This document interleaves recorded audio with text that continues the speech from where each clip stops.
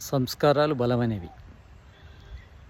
ఇవి మనం పూర్వజన్మలో చేసుకున్న పాపపుణ్యాలు, వాసన రూప సంస్కారాలు. ఇందులో పాపపుణ్య సంస్కారాలను అనుభవిస్తే తగ్గిపోతాయి. వాసన రూప సంస్కారాలను ప్రదర్శిస్తే బలంగా తయారవుతాయి. అంటే మనకు పూర్వజన్మను బట్టే కోపము, ప్రేమ, సహనము ఇవన్నీ వస్తుంటాయి. అందులో పాజిటివ్ ఉంటాయి, నెగిటివ్ ఉంటాయి, మంచి ఉంటాయి, చెడు ఉంటాయి. అందులో మనము మంచి వాటిని పోషించాలి.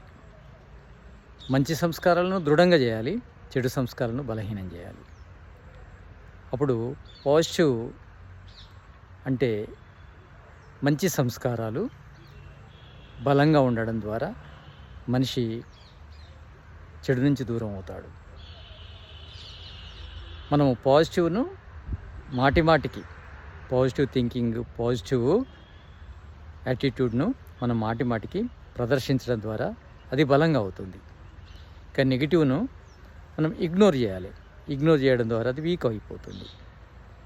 అంటే ప్రతి మనిషిలో కూడా పాజిటివ్, నెగిటివ్ అనేది ఉంటుంది, సహజంగా వస్తుంది. తర్వాత కూడా దాన్ని మనము పాజిటివ్ను పెంచుకోవచ్చు. పాజిటివ్ను పెంచుకోవడం ద్వారా మనము ఎక్కువ హ్యాపీగా ఉంటాము.